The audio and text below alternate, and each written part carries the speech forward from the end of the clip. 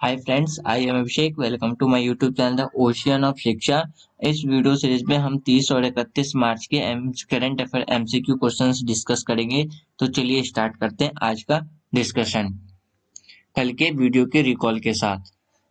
तो last video में जो क्वेश्चन हमने डिस्कस किया था उसका पहला क्वेश्चन था, हाल ही में भारत ने किस देश के साथ मिलकर के एक्स डस्ट लाइक यानी कि आर्म फोर्स एक्सरसाइज कंडक्ट कराया है? तो इसका राइट आंसर है ऑप्शन सी, उज्बेकिस्तान के साथ। हमारा जो दूसरा क्वेश्चन था वो ये था कि जो सुजलाम 2.0 अभियान है उसका मुख्य उद्देश्य क्या है? तो इसका जो राइट आंसर था वो था option B, grey water management. हमारा जो तीसरा क्वेश्चन था वो ये था कि हाल ही में केंद्र सरकार ने इंफ्रास्ट्रक्चर क्षेत्र में निवेश करने के लिए NADFID को कितना रुपए लोन देने का टारगेट रखा है? तो इसका जो राइट आंसर था वो था ऑप्शन बी, 1 ट्रिलियन। चौथा जो क्वेश्चन था वो ये था कि हमारे देश के पहले पारा एथलीट्स कौन है जिन्हें पद्म विभूषण से सम्मानित किया गया है? तो इसका जो राइट आंसर था वो था ऑप्शन बी, देवेंद्र झझड़िया। पांचवा जो सवाल था वो ये था कि हाल ही में किसके द्वारा corner shot weapon system design किया गया है? तो इसका जो राइट आंसर था वो था ऑप्शन ए, DRDO के द्वारा। हमारा जो छठा क्वेश्चन था वो ये था कि हाँ, रिसेंटली जो दुबई में CEO round table meeting conduct कराई जा रही है सिनेमा और टेलीविजन के पर्सनैलिटी के द्वारा, तो उसमें हमारे कौन से मिनिस्टर पार्टिसिपेट करने के लिए गए हैं? तो इसका जो राइट आंसर था वो था ऑप्शन सी, अनुराग ठाकुर। सातवां जो सवाल था वो ये था कि BCCI किस ईयर ह्यूमन IPL स्टार्ट करने की प्लानिंग कर रहा है? तो इसका जो राइट आंसर था वो था ऑप्शन बी, यानी कि 2023। हमारा जो आठवां क्वेश्चन था वो ये था कि वर्ल्ड की सबसे ऊंची रेलवे पुल इस साल के किस मंथ में कंप्लीट हो जाएगी? तो वो इसका जो राइट आंसर था वो था सितंबर मंथ में। फ्रेंड्स, आपको ये बताना है कि चिनाब नदी पर जो पुल बन रहा है वो हमारे कौन से स्टेट या यूनियन टेरिटरी में बनाई जा रही है? इसका आंसर आपको कमेंट बॉक्स में देना है। हमारा जो नवा क्वेश्चन था वो ये था कि हमें दो स्टेटमेंट में से ये बताना है कि हमारा कौन सा स्टेटमेंट सही है या नहीं। पहला स्टेटमेंट कह रहा है कि ये हमारा जो बाजरा है वो पानी या इनपुट गहन फसल नहीं है। दूसरा स्टेटमेंट कहता है बाजरा लस मुक्त और कम ग्लाइसेमिक इंडेक्स वाला भोजन है। तो इसका जो राइट आंसर है वो है ऑप्शन सी, यानी कि हमारे पहला और दूसरा कथन दोनों ही क्या था, सही था। हमारा जो आखिरी क्वेश्चन था वो ये था कि ब्यूरो ऑफ इंडिया हमारे देश में कौन सी बॉडी है? ऑप्शन जो था इसका राइट आंसर था वो था ऑप्शन सी, यानी कि स्टेचुरी बॉडी। लास्ट वीडियो में आपसे जो प्रश्न पूछा गया था वो ये था कि हाल ही में इंडिया की किस सिटी में 44th international chess olympiad conduct कराया जाएगा? तो इसका जो राइट आंसर है वो है ऑप्शन सी, ऑप्शन ए, यानी कि चेन्नई। इस साल भारत को चुना गया है 44th इंटरनेशनल चेस ओलंपियाड कराने के लिए, जो कि भारत के चेन्नई सिटी में कराया जाएगा जुलाई और अगस्त के महीने में। ये था हमारा लास्ट वीडियो का रिकॉल। चलिए स्टार्ट करते हैं आज का वीडियो। पहला क्वेश्चन ये है कि रेड फोर्ट फेस्टिवल किस मिनिस्ट्री के द्वारा ऑर्गेनाइज कराया जा रहा है? ऑप्शन ए है ministry of culture, option B है ministry of education, option C है ministry of defence, option D है मिनिस्ट्री ऑफ होम अफेयर्स। तो इसका जो राइट आंसर है वो है option A, ministry of culture. Union minister of human and child development जो हमारी स्मृति ईरानी है उनके द्वारा इनएरोगेट किया गया है 10 दिन का रेड फोर्ट फेस्टिवल, यानी कि भारत भाग्य विधाता एट रेड फोर्ट दिल्ली के अंदर। तो कब से कब तक रहेगा? तो ये 25 मार्च से 3 अप्रैल तक चलता रहेगा। ये जो फेस्टिवल है union ministry of art and culture के द्वारा मतलब ऑर्गेनाइज करवाया जा रहा है, जो कि हमारा 75th आजादी का अमृत महोत्सव का भी क्या रहेगा, एक भाग रहेगा। यानी कि ये जो ministry of culture art and culture है वो, और यानी कि दालमिया भारत ग्रुप के साथ मिलकर के ये फेस्टिवल को ऑर्गेनाइज करा रहा है। और जो हमारे ये जो फेस्टिवल रहेगा वो किसका, the heritage culture and diversity के लिए, हमारे देश के लिए हमेशा के लिए क्या रहेगा, भाग रहेगा। दूसरा जो सवाल था वो ये था कि RBI गवर्नर शक्तिकांत दास के द्वारा हाल ही में इंक मैन्युफैक्चरिंग यूनिट वर्निका किस जगह पर स्थापित किया गया है? तो ऑप्शन ए है हमारा हैदराबाद, ऑप्शन बी है मैसूरू, ऑप्शन सी है सिलीगुड़ी, ऑप्शन डी है पुणे। तो इसका जो राइट आंसर है वो है ऑप्शन बी, मैसूर। हाल ही में शक्तिकांत दास जी के द्वारा वर्निका द इंक मैन्युफैक्चरिंग यूनिट भारतीय रिजर्व बैंक नोट मुद्रा प्राइवेट लिमिटेड के साथ मिलकर के मैसूर में इसको स्थापित करने की बात कही गई है, यानी कि वहां पर स्थापित की जा रही है। तीसरा जो क्वेश्चन है हमारा, ये हमारा जो BRBNP एमपीएल यानी कि भारतीय रिजर्व बैंक नोट मुद्रा प्राइवेट लिमिटेड है, उनके द्वारा किस जगह पर फाउंडेशन स्टोन रखा जा रहा है, किसका? तो लर्निंग एंड डेवलपमेंट सेंटर का। तो ऑप्शन देख लेते हैं। ऑप्शन ए है कोची, ऑप्शन बी है भोपाल, ऑप्शन सी है मैसूर, ऑप्शन डी है बेलागावी। तो इसका जो राइट आंसर वो है ऑप्शन सी मैसूर, यानी कि शक्तिकांत दास जी के द्वारा वो फाउंडेशन स्टोन रखा जा रहा है किसके साथ मिलकर के? तो BRBNPL के द्वारा। तो कहाँ पे? मैसूर में। तो किसका फाउंडेशन स्टोन रखा जा रहा है? तो लर्निंग एंड डेवलपमेंट सेंटर का। हमारा जो चौथा क्वेश्चन है वो ये है कि जो निपुण है वो किसके द्वारा, किस मिनिस्ट्री के द्वारा लॉन्च किया गया है? तो ऑप्शन ए है ministry of defence, option B है ministry of education, option C है ministry of art and culture, option D है ministry of human and child development. तो इसका जो राइट आंसर वो है option B ministry of education. हाल ही में मिनिस्ट्री ऑफ एजुकेशन के द्वारा निपुण लॉन्च किया गया है, जिसका अर्थ होता है national initiative for proficiency in reading with understanding and numeracy. इसका जो मेन मकसद है वो ये है कि जो हमारे एजुकेशन सिस्टम में जो भी कमियां हैं उसको सुधारा जाए और हमारे एजुकेशन सिस्टम में और भी इम्प्रूव किया जाना चाहिए। हमारा जो पांचवा क्वेश्चन है वो ये है कि हाल ही में डीआरडीओ के द्वारा medium range surface to air missile successfully test conduct किया गया है। तो हमें ये बताना है कि ये जो मिसाइल है डीआरडीओ ने किस कंट्रीज के साथ मिलकर के बनाया है। ऑप्शन ए है इटली के साथ, ऑप्शन बी है द यूनाइटेड स्टेट के साथ, ऑप्शन सी है फ्रांस के साथ, ऑप्शन डी है इसराइल के साथ। इसका जो राइट आंसर है वो है ऑप्शन डी। रिसेंटली डीआरडीओ ने सक्सेसफुली ही medium range surface to missile test किया है। तो कहाँ किया था? तो ये हमारा उड़ीसा के चंडीपुर कोस्ट साइड पे किया था।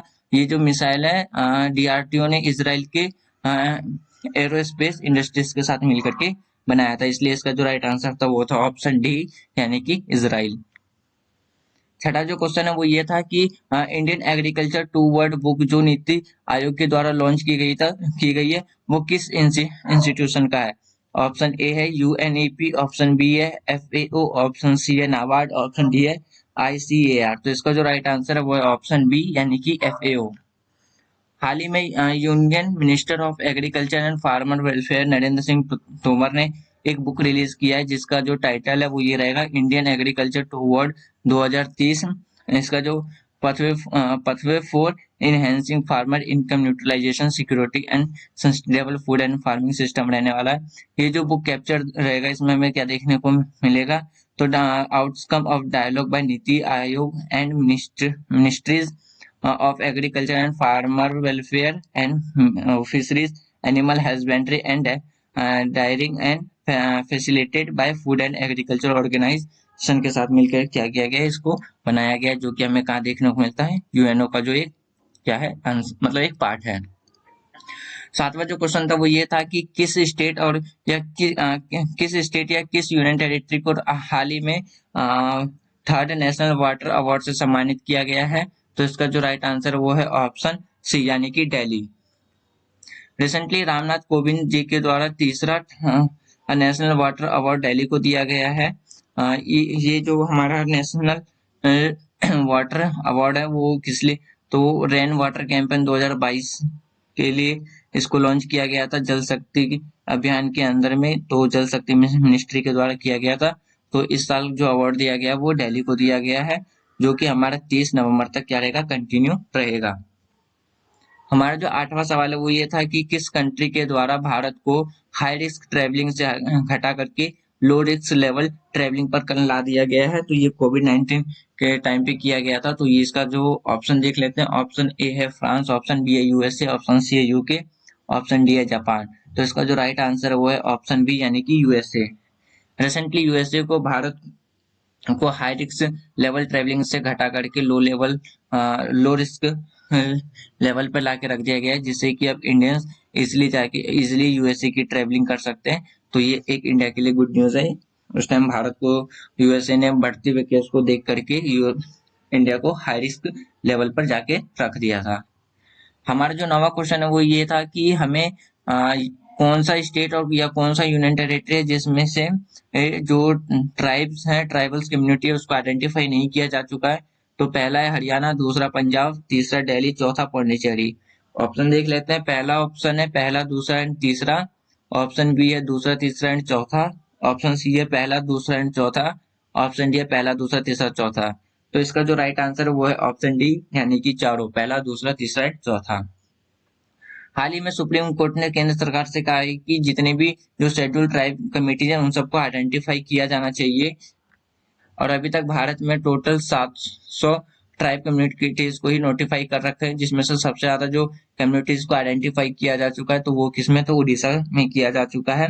और जो हमारा हरियाणा, पंजाब, दिल्ली एंड पौंडीचेरी है वहां पे एक भी ट्राइब कम्युनिटीज को आइडेंटिफाई नहीं किया है। तो इसलिए हाल ही में सुप्रीम कोर्ट का ये ऑर्डर है केंद्र सरकार को कि जितने भी हमारे देश में ट्राइब कम्युनिटीज है उन सबको आइडेंटिफाई किया जाना चाहिए। इसलिए जो हमारा जो राइट आंसर था वो था ऑप्शन डी, यानी कि पहला, दूसरा, तीसरा एंड चौथा। हमारा जो 10वां क्वेश्चन है वो ये है कि हमें दो स्टेटमेंट दे रखे हैं, हमें इसमें ये बताना है कि कौन सा स्टेटमेंट करेक्टली है। पहला कह रहा है कि जो रबर की जो प्लांटेशन यानी खेती की जाती है उसके लिए 25 डिग्री या 25 डिग्री सेल्सियस से हमें ज्यादा की तापमान की जरूरत होती है। दूसरा स्टेटमेंट कह रहा है कि जो तमिलनाडु है वो भारत का सबसे ज्यादा रबर उत्पादक राज्य है। तो ऑप्शन देख लेते हैं। पहला ऑप्शन है कि हमारा सिर्फ पहला कथन सही है। दूसरा कहता है सिर्फ दूसरा स्टेटमेंट सही है। तीसरा सी कह रहा है कि हमारे दोनों स्टेटमेंट सही है। ऑप्शन डी कह रहा है कि हमारे दोनों में से कोई से भी स्टेटमेंट सही नहीं है। इसका जो राइट आंसर है वो है ऑप्शन ए, यानी कि हमारे सिर्फ पहला ही स्टेटमेंट क्या है, सही है। यानी कि हम रिपोर्ट के अकॉर्डिंग माने तो प्रेजेंट टाइम में केरला रबर का सबसे ज्यादा उत्पादक राज्य है। जो रबर की जो खेती की जाती है उसके लिए हमें 25 डिग्री सेल्सियस से ज्यादा की तापमान की जरूरत पड़ती है, जिसमें हमें लो लेवल चिप देखने को मिलता है। और इसके लिए जो सॉइल चाहिए वो एल्यूवल सॉइल चाहिए, जो कि ढलान के रूप में होनी चाहिए, यानी कि ऊपर से नीचे की ओर होनी चाहिए, यानी कि जैसे चट्टान की पे जो सॉइल पाई जाती है उस टाइप में। जो रबर की प्लांटेशन स्टार्ट की गई थी वो अंग्रेजों के द्वारा 1902 में की गई थी। जो रबर की खेती है वो केरला के पेरियार रिवर के पास की जाती है। और भारत दुनिया का छठा सबसे बड़ा देश है रबर उत्पादक में। तो जो हमारे देश के जो सबसे ज्यादा उत्पादक राज्य वो रबर उत्पादक राज्य हैं वो कौन से हैं, केरला, तमिलनाडु, कर्नाटका। जबकि दूसरे स्टेटमेंट में कहा गया था कि तमिलनाडु भारत का सबसे ज्यादा रबर उत्पादक राज्य है। तो इसलिए हमारा दूसरा स्टेटमेंट क्या हो गया, गलत हो गया। तो हमारा जो राइट आंसर था वो था ऑप्शन ए, यानी कि हमारा सिर्फ पहला ही स्टेटमेंट क्या है, सही था। आज का जो 11वां क्वेश्चन है वो ये है कि सरिस्का टाइगर रिजर्व किस स्टेट में लोकेटेड है। तो ऑप्शन देख लेते हैं। ऑप्शन ए है बिहार, ऑप्शन बी है राजस्थान, ऑप्शन सी है मध्य प्रदेश, ऑप्शन डी है केरला। तो इसका जो राइट आंसर है वो है ऑप्शन सी, यानी कि राजस्थान। हाल ही में हमें सारी इसका टाइगर रिजर्व में काफी आग देखने को मिली है, जो कि हमारा अलवार डिस्ट्रिक्ट राजस्थान में देखने को मिलता है। एयरफोर्स के द्वारा अपना जो हेलीकॉप्टर है वो तैयार कर लिया गया है, उसमें आग बुझाने के लिए उसका यूज किया जा रहा है। 8 से 10 किलोमीटर स्क्वायर एरिया में आग पूरी फैल रखी है, जो कि अकबरपुर तक के रेंज को इसने क्या किया था, इफेक्ट कर रखा है। तो ये हमारा जो ये जो सरिस्का टाइगर रिजर्व है उसमें हमें टोटल 27 शेर देखने को मिले थे। तो अगर हम इसमें जितने भी जो फायर ऑफिसर थे जंगल के, मतलब जितने भी जंगल ऑफिसर थे वो सब भी इस आग को बुझाने में लगे हुए हैं। आज का जो हमारा 12वां क्वेश्चन है वो ये है कि जल शक्ति अभियान जो कैच द रेन कैंपेन है वो किसके द्वारा, मतलब किस साल में लॉन्च की गई है। ऑप्शन ए है 2015, ऑप्शन बी है 2017, ऑप्शन सी 2021, ऑप्शन डी है 2022। इसका जो राइट आंसर है वो है ऑप्शन सी, यानी कि 2021। रामनाथ कोविंद के द्वारा हाल ही में तीसरा नेशनल वाटर अवार्ड लॉन्च किया गया है, वो दिया गया है, जो कि जल शक्ति अभियान के द्वारा इसको क्या गया था, इस लॉन्च किया गया था कैच द रेन कैंपेन 2020 इन दिल्ली में। गवर्नमेंट ऑफ इंडिया ने कब लॉन्च किया था इसको, 2000। The government of India in 2019 launch the जल शक्ति अभियान एंड द सेम ईयर जल जीवन मिशन। यानी कि जो भारत सरकार है 2019 में जल शक्ति अभियान और सेम जल जीवन मिशन कब किया था, तो 2019 में किया था। 22 मार्च 2021 को वाटर डे के रूप में सेलिब्रेट करते हैं। जो जल शक्ति अभियान है, इसका जो मेन मकसद था वो क्या करना था, catch the rain campaign was the launch the region city conservation water, यानी कि जो हमारा catch the rain campaign start किया गया था वो इसलिए किया गया था, यानी कि जितने भी जो बारिश के पानी होते हैं हम उसको कंजर्व करके सेव कर सके। 13वां जो क्वेश्चन है, हमें ये बताना है कि राजस्थान के संदर्भ में हमें 3 स्टेटमेंट दिए गए हैं, हमें ये बताना है कि तीनों में से कौन सा सही है। पहला कहता है कि पहला स्टेटमेंट कह रहा है कि जो राजस्थान है वो भारत का एरिया के मतलब वो पॉपुलेशन के क्षेत्र में 7वां सबसे बड़ा राज्य है। दूसरा स्टेटमेंट कहता है कि राजस्थान के साथ 5 स्टेट के बॉर्डर शेयर करते हैं। छठा मतलब तीसरा ऑप्शन है कि राजस्थान से कैंसर लाइन पास होकर के जाती है। तो स्टेट ऑप्शन देख लेते हैं। पहला ऑप्शन है कि हमारा पहला दूसरा स्टेटमेंट सही है। ऑप्शन बी कहता है हमारा दूसरा तीसरा स्टेटमेंट सही है। ऑप्शन सी कहता है हमारा पहला एंड तीसरा स्टेटमेंट सही है। और हमारा ऑप्शन डी कहता है कि तीनों स्टेटमेंट सही है। इसका जो राइट आंसर है वो है ऑप्शन डी, यानी कि हमारे तीनों स्टेटमेंट क्या है तो सही है। 30 मार्च को राजस्थान फाउंडेशन डे के रूप में हम सेलिब्रेट करते हैं। तो और राजस्थान को हम 1949 में राजपूताना को क्या किया गया था, इंडियन यूनियन में मर्ज कर लिया गया था, यानी कि मिला लिया गया था। जयपुर राजस्थान की सबसे बड़ी सिटी है। उसके बाद उदयपुर, जोधपुर और जैसलमेर, बीकानेर, अजमेर एंड कोटा ये राजस्थान की अदर मेजर सिटी यानी कि बड़ी प्रमुख सिटियों में से गिनी जाती है। तो हम और जो राजस्थान है वो जनसंख्या के हिसाब से 7वां सबसे बड़ा राज्य है, इसलिए हमारा पहला स्टेटमेंट क्या हो गया, सही हो गया। राजस्थान की 5 स्टेट के साथ बॉर्डर शेयर होती है, जैसे कि नॉर्थ पंजाब, उत्तर प्रदेश एंड हरियाणा है, और नॉर्थ ईस्ट में गुजरात के साथ और साउथ ईस्ट में मध्य प्रदेश के साथ। तो इसलिए हमारा दूसरा स्टेटमेंट भी क्या हो गया, सही हो गया। और अगर राजस्थान की हम इंटरनेशनल बाउंड्रीज के बात करें तो पाकिस्तान के साथ पंजाब प्रोविंस के साथ वो क्या खाती है, अपनी बॉर्डर मैच खाती है। और जो ट्रॉपिक ऑफ कैंसर है वो राजस्थान से होकर के जाती है, इसलिए हमारे तीनों स्टेटमेंट क्या हो गए, तो सही हो गए। चौथा जो क्वेश्चन, वो 14th जो क्वेश्चन है वो ये है कि वैगन ट्रेजेडी किस चीज से रिलेटेड है। ऑप्शन ए है कामागाटा मरु इंसिडेंट। ऑप्शन बी हमारा Moplah rebellion. Option C Aligarh कौन सी बेरेसी। ऑप्शन डी है हमारा काकोरी स्कैंडल। तो इसका जो राइट आंसर है वो है ऑप्शन बी, मोपलन रिबेलियन। यानी कि जो वो नवंबर 1921 में हमारे 67 मोपलन जो वो विद्रोही थे उसको क्या कर रहे थे, जो अंग्रेज थे उसको वो फ्रेट वैगन में बिठा करके तिरूर को से लेकर के सेंट्रल प्रिजन जेल ले जा रहे थे, जिसके कारण घुटन के कारण हमारे 67 मोपलन विद्रोहियों की जो जान चली गई थी, इसलिए हम उसको वैगन ट्रेजेडी के नाम से जानते हैं। आज का जो हमारा आखिरी क्वेश्चन है वो ये है कि जो असम है किस देश के साथ मिलकर के अपना inter state resolution boundary distribute को क्या किया है, सॉल्व किया है। तो ऑप्शन देख लेते हैं। पहला ऑप्शन है नागालैंड, ऑप्शन बी है मणिपुर, ऑप्शन सी है मेघालय, ऑप्शन डी है सिक्किम। तो इसका जो राइट आंसर है वो है option C, Meghalaya. Recently Assam और मेघालय के चीफ मिनिस्टर ने एक एग्रीमेंट पे साइन किया है, किसके अंडर में, तो होम मिनिस्ट्री के अंदर में रह करके अमित शाह जो इसके एक पार्ट रहे इस डिस्ट्रीब्यूट को सॉल्व कराने में, जो कि 50 साल पुराना क्या था, inter state old border distribute था।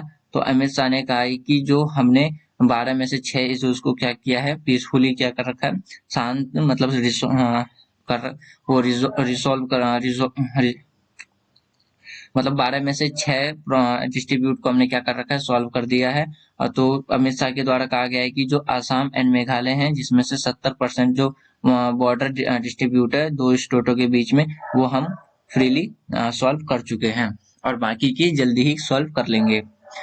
तो ये था फ्रेंड्स हमारा आज का 30 और 31 मार्च का करंट अफेयर्स एमसीक्यू डिस्कशन। तो मुझे उम्मीद है कि आपको ये करंट अफेयर्स एमसीक्यू डिस्कशन पसंद आ रही होगी, क्योंकि ये जो करंट अफेयर्स एमसीक्यू डिस्कशन है आपकी ये हर वन डे एग्जाम में हेल्पफुल रहेगा, जैसे कि UPSC, PCS, SSC, railway, bank. तो इसलिए हमारे इस सीरीज के साथ जुड़ने के लिए हमारे चैनल को लाइक करें, शेयर करें एंड सब्सक्राइब करें। Thanks for watching friends, take care.